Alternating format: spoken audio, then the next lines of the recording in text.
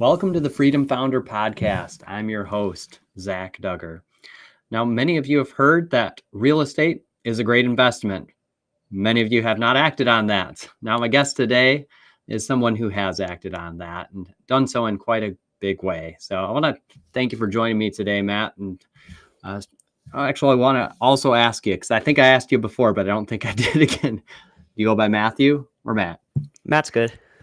All right. Sounds good. All right. Well, again, appreciate you joining me today, and I'm looking forward to this conversation. Thanks so much for having me, Zach. I'm honored to be here. Absolutely. Now, I'm going to start a little bit differently than I do sometimes. I want to ask you, so if I understand correctly, you are married, right? That's correct. And how long have you been married? 5 years in June. All right. Any kids? Actually, yes, 3 under 3. So it's All a busy right. household. Sounds like a busy household. 3 under 3. Wow. Okay. Now, I asked that question knowing a little bit in advance of the answers, but many of us have thought about why we're doing what we're doing today. And for many of us, it is related to our family or some other significant event in our lives as to why we're doing an entrepreneurial journey. So I want to ask you a little bit about that for you. What is it that kind of got you into real estate as a business, as an entrepreneurial journey? And what is your why now as you continue to move forward? Sure. So what got me into real estate was when I graduated chemical engineering school in 2010, the job market was abysmal. It's not like today. And I was lucky to land any job. And it was in an IT role. And there were really no instructions. It was kind of sink or swim. I wasn't trained in that discipline, and I sunk. And my my boss told me that I was the worst employee that the company ever had, and the company should fire me. And that's when I realized I didn't want just one boss or one person's opinion to determine my destiny. I knew that I had more inside that I wanted to tap into, more potential than a 9 to 5 type arrangement. And his words hurt. And I also had student loans to pay. And so that's when the seed was planted that day, that I knew that I needed to look for another way to make a living besides just working a 9 to 5 job. And so that's the seed that really got planted. Mm-hmm. Okay. Yep. So kind of started that early thought process of, I got to do something more. There's more in me. There's more in me than what I'm doing today. I can't see myself doing this for the rest of my life. Okay. So that seed got planted, and how did it get watered? How did it get nurtured to then start to grow? Sure. So I was very frugal in the first 3 years. I paid off all of my student loans. I had about $50,000 of debt, and I made the hard choices. And I moved out of living with friends, and I lived in a friend's basement to pay $300 a month in rent. And I made all these difficult choices because I wanted to get rid of my student loans and pursue business. And so I did a Fulbright scholarship in Madrid, Spain. I did it all in Spanish, actually. So every test, presentation, uh, argument, every class was in Spanish. And I went to business school in Madrid, and that was the catalyst for me. I got I learned, I got educated, I learned about business, and there was a small section of that curriculum on real estate and debt, and I latched onto it. And so I guess the water was really the education and taking the action day in and day out to really to take care of the seed. And give it the nutrients and the water that it needed, and take all the discipline steps that I needed to take to cultivate that seed. And then I got educated, and I learned about business and real estate before I purchased. I learned for about a year and a half before I bought my first property. Okay. Well, I like that because there are a lot of people who sometimes jump right into something without getting the education or getting information or getting mentorship or training or anything that will really help them on that journey. So sometimes it's a really difficult start, if not a complete and utter failure. Doesn't mean that you didn't have your difficulties. So let's talk about those early days. tell us a little bit about when you got into those first properties and how that got going for you. And did you face any difficulties that you had to overcome? It was all easy and there were no difficulties. It just, everything fell into place. No, Perfect. I'm just, All right. yeah, just kidding. No, real life happened. So, I've made so many mistakes, even with getting educated, allowing the wrong tenants to rent, not doing the right renovations, or not working with the right contractors to do the right renovations for the property.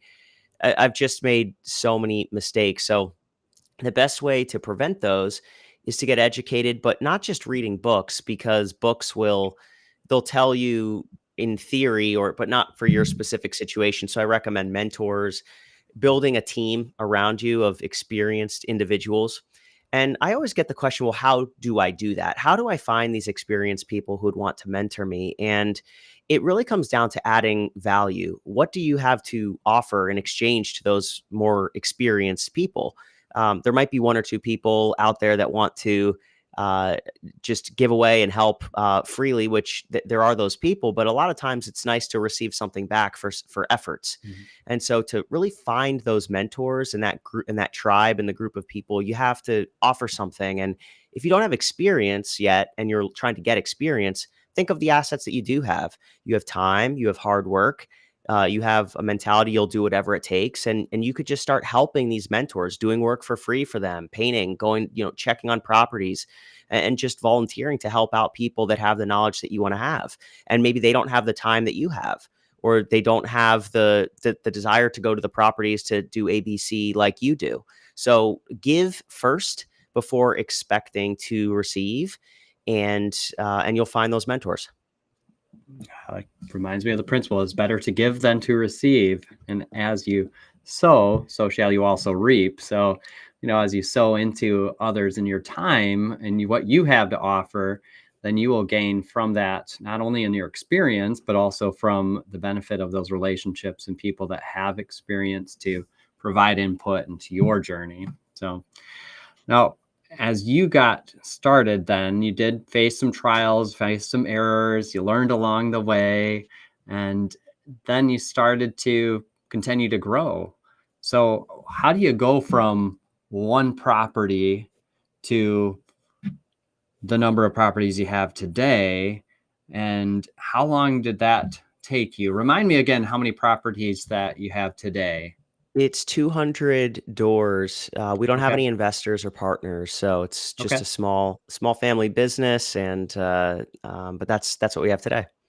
Okay. Well, then how do you go from one, and then especially with no partners or investors, to 200? And I know that's a lot to cover, but let's just kind of hit some of those highlights on how it worked for you and what you found to be a successful process in that journey. Sure. So first, before there's any real estate out there, the most valuable real estate is in here. So you have to get the mindset right. You have to think like an entrepreneur, like a business person, and Uh, fortunately, in the age of the internet and YouTube and all this, podcasts like this, there's tons of mindset podcasts and educational content that you can consume. So step one is get the right mentality, and after you have the right mentality, because your thoughts, everything on the outside is just a reflection of what's on the inside. So after getting the right mentality, and by the way, I worked on that for years. That was not an overnight thing. I read 40 books on mentality and just really trying to rewire my mind from unhealthy habits I learned as a child. So it takes time, but after you get the mindset right, the next step is to get your personal finance right. And so you need to make a lot more than you spend. It's just the facts, and it's hard.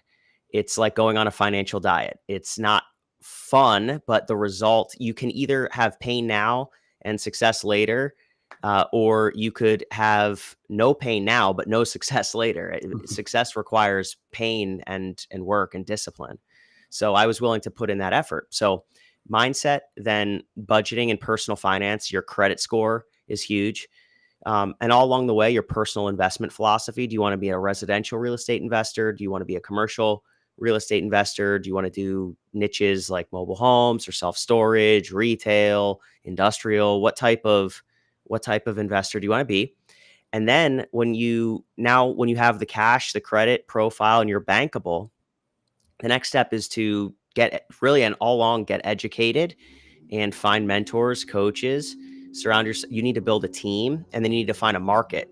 And after you find your team and market, then you look at the property. So a lot of people just want to go on Zillow and start finding properties, and that is just not that's not the right order. I mean, there's at least 6 steps before that I mentioned. So Hmm. Yeah, absolutely. So yeah, mindset being of key importance in this journey, because you're going to that's have right. challenges along the way. And if you don't have that proper mindset, you're going to want to quit. You're going to want to stop. You're going to want to give up. And so it's going to be a struggle unless you continue to keep working on that mindset that you have. And I also liked what you said, that there is some pain along the way, and that sacrifice at the onset before you get to that point in which you can have success in the future. That future success is well worth the pain early on when you have to make those choices to live below your means. That's So right.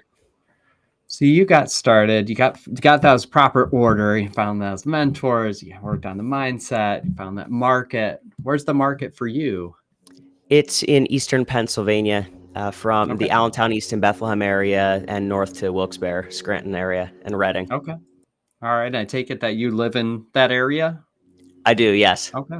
All right. Because there are people that will invest in states that are far beyond the area in which they're generally drivable for them. So, what made you decide to stay within the area in which you live? So it was first and foremost a growth market. Allentown, even up until 2018, 2019, was considered by reputable sources to be one of the most undervalued markets in the United States. And it's true with the proximity to New York, New Jersey, Philadelphia.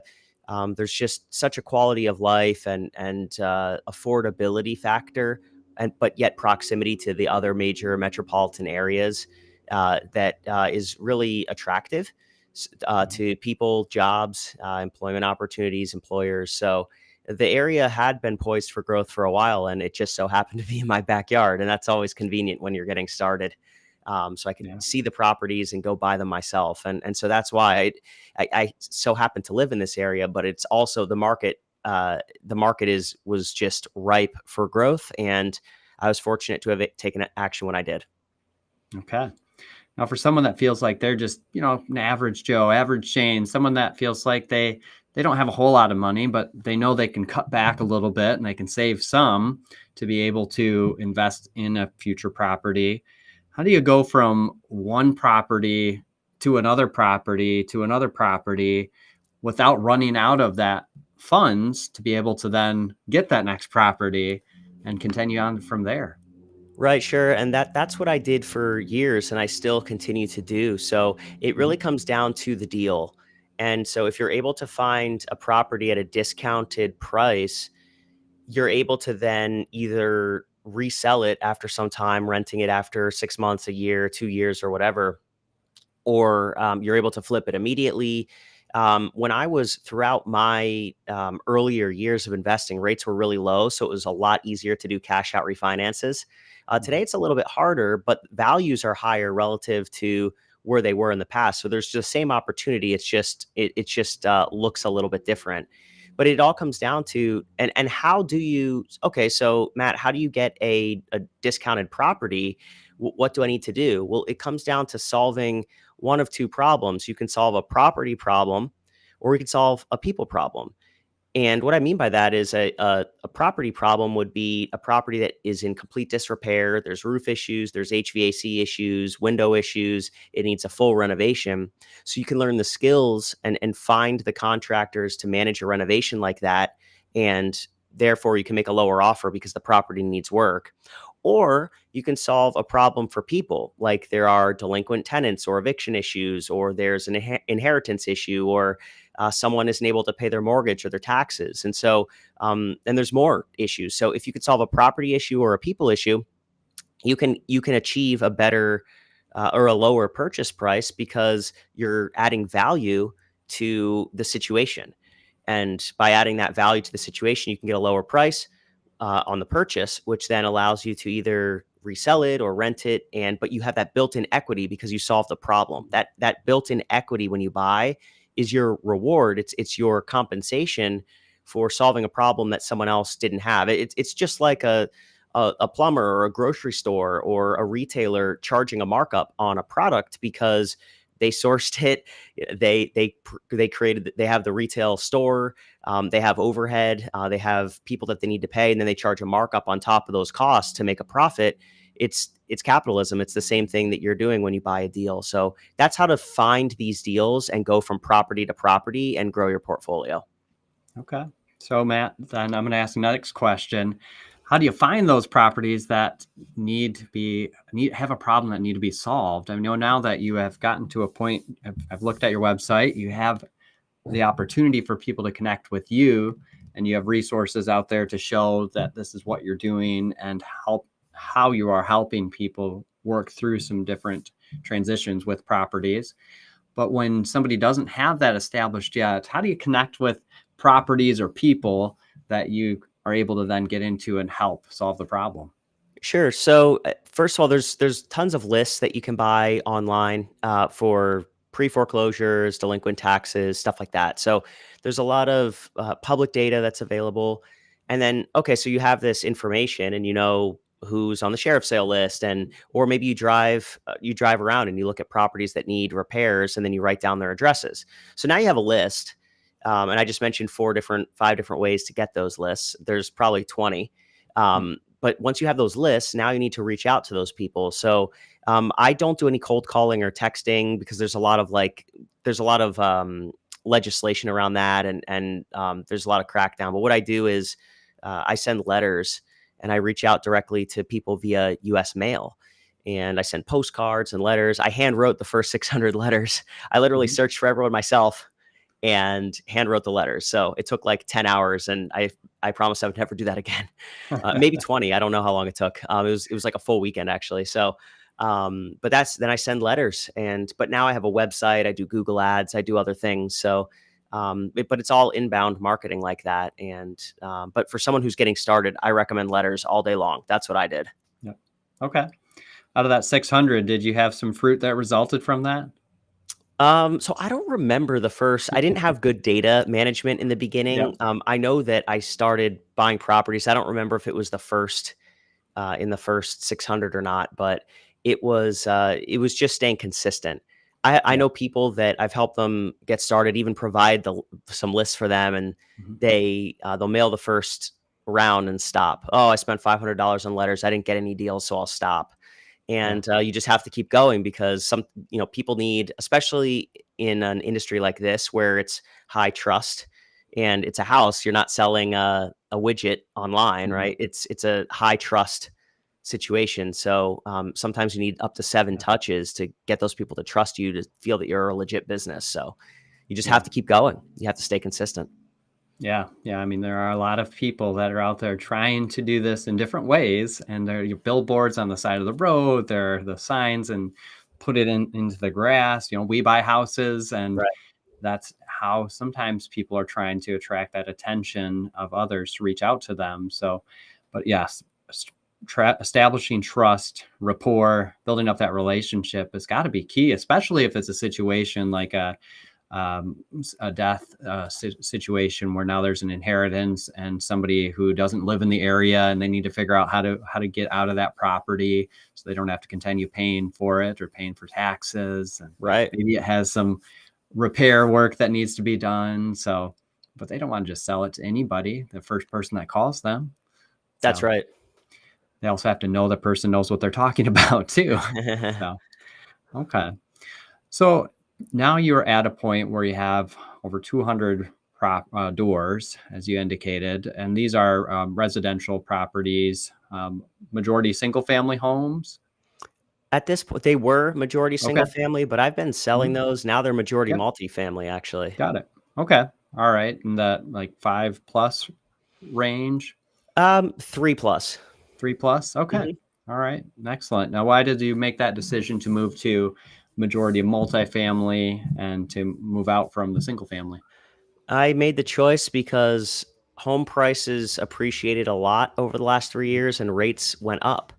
And Okay. so I wasn't able to do cash out refinances on single families anymore. So as Yep. the loan amounts got down to 50% of what the house was worth, and I wasn't really able to refinance it anymore, I just figured, well, I'm only getting one rent on this equity. If I have Mhm. 50% equity in a property and I get one rent, well, I could sell that and move the funds. I didn't lose them. I'm just transferring them to a 3 Yep. unit or a 4 unit. But now I have Yep. four rents on the same Okay. equity. And that's why I made the Yeah. choice. Okay. All right. Sounds like a wise transition. Natural. Makes sense. Okay. Now, I did mention early on in this, we had talked a little bit about your family, have three children that are all under three.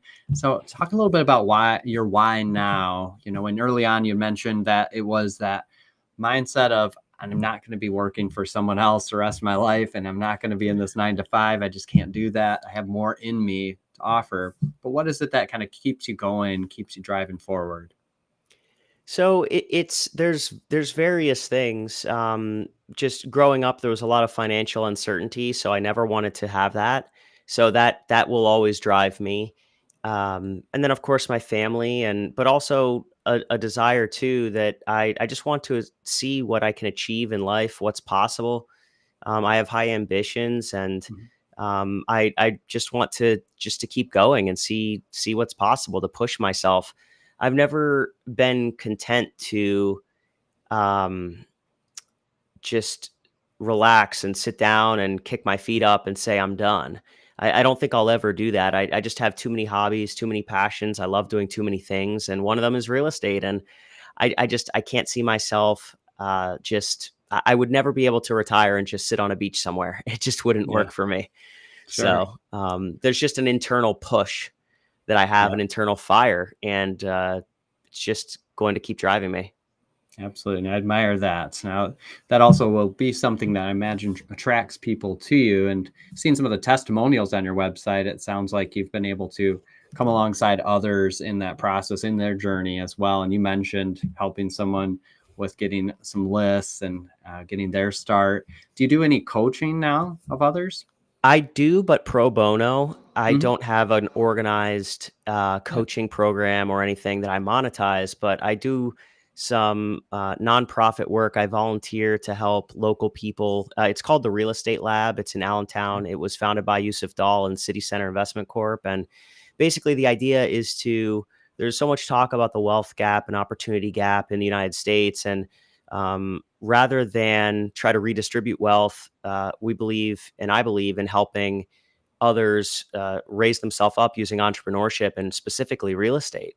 So we give a hand up, not a hand out, and we teach people how to invest in real estate for free. It's a free 12-week program, and we help close the wealth gap through education and in real estate investment. So, and actually helping people that live in Allentown learn to invest in rental properties, going from being tenants to being property owners, and how to do that, and how to think like investors and like entrepreneurs. So that's one thing that I do pro bono that I'm super passionate about. And every cohort, I help raise the average credit score by like 60 points or something. Like it's we provide financial education, it's knowledge networks and capital, and we believe that those components are critical to driving entrepreneurial success. So Wow. no monetized coaching, but I freely give what I've learned. Love that. And I love that. And admire that mindset that you can help others through helping them with a hand up, not a hand out. I think That's that's a right. great perspective to have. And I think that really is what will make a difference in an individual's life rather than just giving and giving. Because that part of things, as far as giving financially or giving, something that's free where they can only use it in the moment. Um, but mindset, knowledge, financial advice, financial education, financial coaching, that is something that they can take with them and really grow from. And then that can change a family's life. That can change a generation and go on to the next generation in their family's life. So love that. Absolutely. I have a question that I like to ask all of my guests. If you were to be handed $1 million today with no strings attached to it, how would you invest that in your business or another endeavor, and why? So I would invest half of it into rental properties right out of the gate because that's what I know. And I Mhm. would purchase properties at a discount. But how I would invest the other half a million would be in my team and in people. I would invest a lot more in training. Continue. So I would basically hire a a trainer, a continuous education trainer for my sales team, and someone who's going to really be building out sales processes. And I would invest half of it into the people that make up the organization, into Mhm. developing their talent and helping build them into the team members and people that they need to be in order to take our business to the next level. So that's how I break it down. Just half into rental properties, the other half into people. Absolutely. Yeah, continuing to invest in others. I love that. I think that seems to be a part of the consistency with you and what you've indicated to us today. Now, there's a term that some people use, that big, hairy, audacious goals. Do you have any big goals that you have for yourself in the future? I know you're kind of in that mindset of, see what you can build from where you're at today. Do you have any big goals in mind? I do. I'd like to be at the place over the next 2 years where I'm able to buy 100 units per year through Mhm. my team and get that really on autopilot, where my team is empowered to know what deals we buy, what deals make sense, do all those follow ups, and purchase those deals because I found that there was only so much that I could do by myself. And so I started hiring a team, and then I learned about talent management and recruiting. And I've learned so many of those lessons over the last 3 months just alone. Mhm. And so there's a limit to what I can do individually, but as a team and as with a culture and share core values, we can do so much more together. So that's the exploration that I'm on right now: is how do I build a Yeah. team? How do we share the same culture? What are our core values? What's our training program like? Who are the people that even need to be on this bus to begin with, and for what roles? And do they have the right personality for those roles? And all these things. So really building that team to get to those goals, because it's not possible. Steve Jobs couldn't build Apple by himself. I mean, Mhm. Jeff Bezos, like all these, all these, Elon Musk and these incredible entrepreneurs. Um, they need people, talent, and how do you recruit that talent and manage that talent and invest in that talent? And that's the journey that I'm on right now. I'm trying to go from solo or small team entrepreneur to larger entrepreneur, and I Yeah. believe it is possible without all the headaches. But there are certain principles that I'm learning right now that need to be applied. So that's my goal. But more than just, anyone could throw out a number and say doors. I wanted to give context of why and how. Yeah, absolutely. Yep. I think that's great. And the whole process that you have followed is really solid, I think, and I think persistence and patience, definitely keys that apply here, as well as that ongoing and never-ending improvement in yourself, in others, investing in your team, investing in people, investing freely in that local community in which you live, and in others, to you can see them thrive as well. I think all around you have a great system, and I love that goal that you have, to get to that point where you have that 100 units per year. And I'd love to see that happen for you, Matt. I think that's Thanks, great. Zach. Yeah, it's absolutely possible. I was buying 50, 60 doors by myself, and we'll probably do around that this year as I continue to build the team. But I'm very confident in the future that we'll be able to 2, 3, 4x what I was doing by myself. It's just a matter of getting the right people, right training, right roles, and Absolutely. that's what I'm working on. Absolutely. Well, I want to encourage our guests, if you have an interest in finding out more about Matt, Matt, what's the best way for them to reach out to you, or to just find out a little bit more about what you're doing? Sure. On my home buying website, it's pezonproperties.com. That's Pezon properties.com. And that's where you can see what we're up to and see our content, our blog. And I'd love to have folks check out my website. Perfect. Yeah, absolutely. And a key takeaway today, I'd really encourage people to, just consider taking that time necessary in your process. It's not an overnight thing. So you want to take the time so you can establish the foundation as you continue to build and grow in the business ventures that you pursue. So Matt, thank you again for joining me today. It's been a pleasure. Likewise, Zach, thank you